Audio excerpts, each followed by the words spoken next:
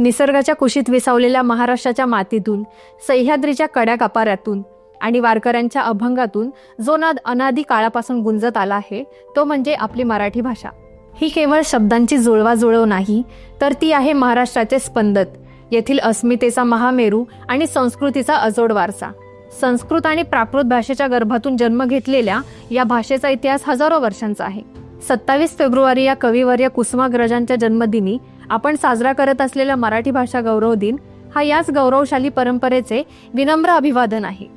आपली मातृभाषा ही केवळ संवादाचे माध्यम नसून ती आपल्या ज्ञान, कला आणि इतिहासाची अक्षय ठेव आहे। नमस्कार मंडळी, ऐका हो ऐका या मराठी पॉडकास्टमध्ये तुमचे सहर्ष स्वागत आहे। ऐका हो ऐका मराठी पॉडकास्टच्या सर्व दर्शकांना व श्रोत्यांना मराठी भाषा गौरव दिनाच्या हार्दिक शुभेच्छा। दरवर्षी 27 फेब्रुवारी हा दिवस महाराष्ट्राचे थोर साहित्यिक, नाटककार, कवी आणि ज्ञानपीठ पुरस्कार विजेते वि.वा. शिरवाडकर अर्थात कवी कुसुमाग्रज यांच्या जयंतीनिमित्त मराठी भाषा गौरव दिन म्हणून साजरा केला जातो। मराठी भाषेला ज्ञानभाषा बनवण्यासाठी त्यांनी अथक परिश्रम घेतले आणि साहित्य क्षेत्रात मोलाचे योगदान दिले। त्यांच्या स्मृतींना बंधन करण्यासाठी आणि मराठी भाषेच्या समृद्धीचा, विविधतेचा व सामर्थ्याचा उत्सव साजरा करण्यासाठी महाराष्ट्र शासनाने सन 2013 मध्ये हा दिवस मराठी भाषा गौरव दिन म्हणून घोषित केला। या दिवशी मराठी भाषेच्या सन्मानासाठी आणि संवर्धनासाठी विविध साहित्य, सांस्कृतिक व शैक्षणिक कार्यक्रमांचे आयोजन केले जाते। मराठी भाषेचा उगम इंडो आर्यन भाषाकुलातून झाला असून ती महाराष्ट्री प्राकृत या प्राचीन भाषेची अपभ्रंश रूप आहे। मराठी सुमारे 1200 वर्षांहून अधिक जुनी असून तिचा लिखित पुरावा इसवी सन 739च्या सातारा येथील ताम्रपटात आढळतो। तसेच इसवी सन 1000 ते 1100च्या दरम्यान शिलालेखांमध्ये मराठीचा स्पष्ट उल्लेख आढळतो। मराठी भाषेतील पहिला गद्यग्रंथ म्हणून मुकुंदराज यांचा विवेक सिंधू आणि महानुभाव पंथाचे महेंद्र भट्ट यांचे लीळा चरित्र ओळखले जाते। मराठी भाषेला खऱ्या अर्थाने जनसामान्यांपर्यंत पोहोचवण्याचे व तिला समृद्ध करण्याचे मोठे श्रेय संत परंपरेला जाते। 13व्या शतकात संत ज्ञानेश्वरांनी ज्ञानेश्वरी आणि अमृतानुभव या ग्रंथांच्या माध्यमातून तसेच 17व्या शतकात संत एकनाथी भागवत आणि संत तुकारामांनी आपल्या 3000हून अधिक अभंगांच्या माध्यमातून मराठी भाषेला वैचारिक व आध्यात्मिक उंचीवर नेले। या संतांनी संस्कृत भाषेतील ज्ञान मराठीतून उपलब्ध करून दिले, ज्यामुळे मराठी ही लोकांची ज्ञानभाषा आणि भक्तिभाषा बनली। मराठी भाषेच्या इतिहासाला अनेक महान व्यक्तींच्या कार्याची जोड मिळाली आहे।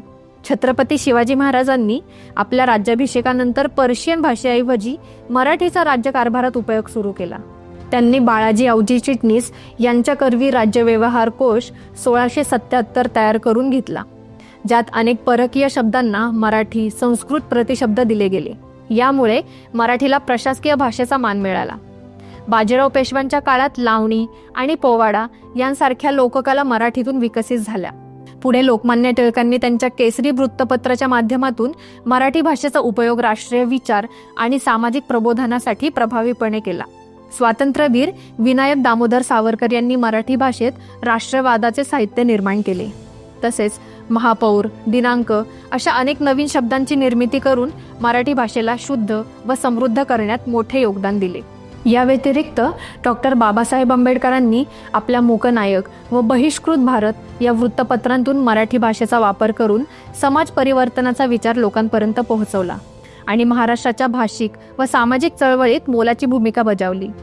सांस्कृतिक स्तरावर मराठी कला आणि साहित्यसृष्टी अत्यंत वैभवशाली आहे। संगीतमय नाटके, पु ल देशपांडे यांचा विनोद, वि.वा. शिरवाडकरांचे नाटक, नासी फडके, वि.स. खांडेकर यांचे कथा कादंबरी साहित्य आणि आधुनिक कवी केशवसूत यांची कविता या सर्वांनी मराठी साहित्याची क्षितिजे विस्तारली आहेत। लोककलांमधील पोवाडा, लावणी आणि तमाशा यांनी मराठी संस्कृतीचे रंग जिवंत ठेवले आहेत। मराठी भाषा तिची 3 लिंगे पुल्लिंग, स्त्रीलिंग, नपुसकलिंग आणि समावेशक व अपवर्जक आम्हींचे वेगळेपण यांसारख्या व्याकरणीय वैशिष्ट्यांमुळे विशेष आहे।